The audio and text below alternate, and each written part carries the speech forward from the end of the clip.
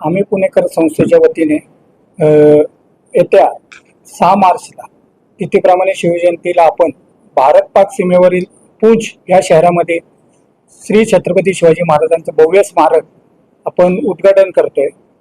पुण्यातली आम्ही पुणेकर संस्था जरी असली तरी आम्ही पुणेकर संस्थेतर्फे जम्मू काश्मीर मध्ये गेली 10 वर्ष आपण विविध प्रकारे भारतीय जवानांसाठी रक्षाबंधन असू दे, दिवाळी ते भरपूर असे सामाजिक वस्तू आपण तिथं मदत करत असतो।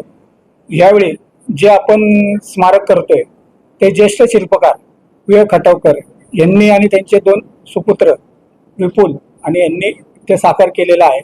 तर हे जे स्मारक जाणार आहे ते 26 फेब्रुवारीला मुंबईमधनं याची शिवस्वराज्य यात्रा याचं सुरुवात राज्याचे दोन्ही उपमुख्यमंत्री सुनीता पवार आणि एकनाथजी शिंदे यांच्या उपस्थितीत होणार आहे मुंबईला।